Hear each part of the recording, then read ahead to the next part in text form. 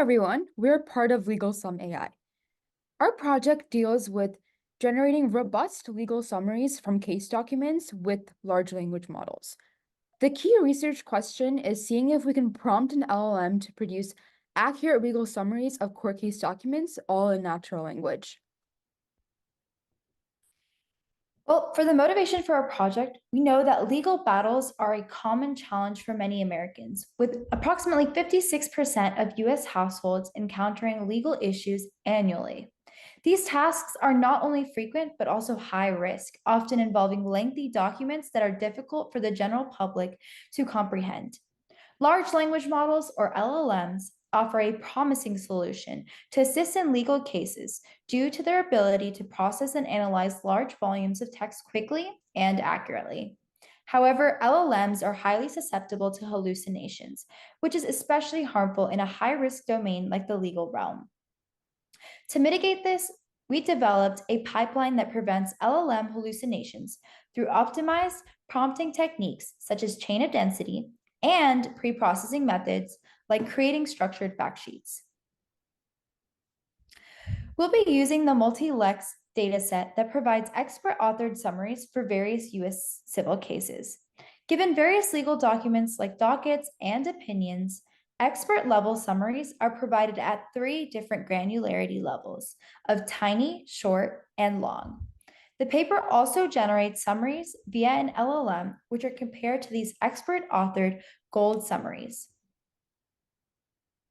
So LegalSumAI essentially proposes a two-step pipeline.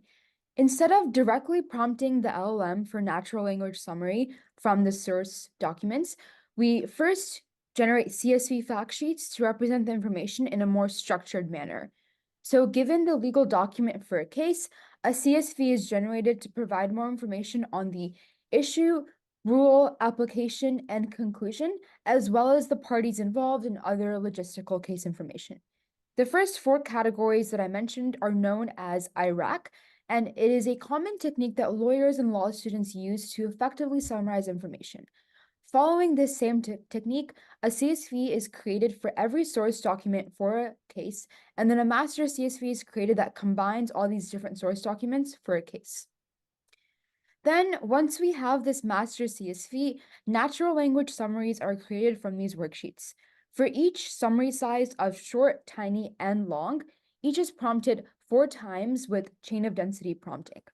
And then for each prompt, a summary of the corresponding size is generated 5 times, and then the best summary is selected based on cosine similarity. Then the best summary from the last prompt, or the deepest level of the chain of density pipeline, is then selected to evaluate via Rouge and BERT score metrics as LegalSumAI does. Our results have high BERT scores, indicating that the generated summaries capture the essence and semantic meaning of the source document well. Our lower Rouge scores just indicate fewer direct matches in terms of words or phrases. Overall, a high BERT score and low Rouge scores indicates that the generated text is contextually and semantically accurate, while diverging in wording from the source text. This can be explained because we wish to generate summaries for the general public, where the wording should be more simple, and thus we don't end up mimicking the exact verbiage from the expert summary. Thus, our results validate that our summaries retain the original meaning. Our BERT scores are much higher than Multi-LegalSum's BERT scores across all granularities, as shown in the table, with BERT scores improving as much as 207%, and on average improving around 157% for all categories, and indicating a much more accurate summary. Right here, we see the outputs of the tiny, short, and long best summaries. We selected the best generated summary by comparing it to the ground truth values, and they are outputted here. We can see that they do a fairly good job of summarizing a case. Overall, our pipeline produces accurate case summaries efficiently. It is efficient in that it automates the process as opposed to traditional expert-generated summaries.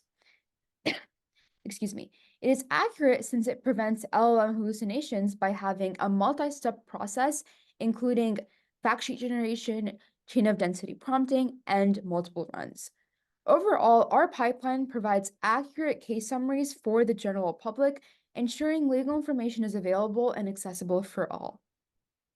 In the future, we wish to expand this project by extending testing to more than just the civil law cases that were provided in the dataset. We wish to further our prompting techniques, as well as extend to other related tasks and creating even domain-specific applications for various law firms. So now we'll provide a live demo of our project. Thank you. So now let's see how this model does at finding a summary from a completely unseen source text. So going to Google, we can type in legal cases PDF and see what we get from that search. So we have a few options. Maybe let's pick the second one here. And then we can just copy all of the text in here and just paste it into our window. And just to verify that we have everything, we can just print out our case in our notebook and just make sure. And so it looks like we do have everything. And it also looks like our case is pretty long, as expected for a legal case. So if we go to the original document, we see that the case is about 70 pages long, which is pretty standard for a lot of cases out there. And so that's kind of why summarizing is important. But we also know that 70 pages is a little bit too long for the context window of our model that we're using, which is GPT 3.5 Turbo. And so to fix this, we kind of need to break the text into several chunks, run our fact sheet generation protocol in each one of these chunks, and then prompt another model to consolidate all of this information into one fact sheet.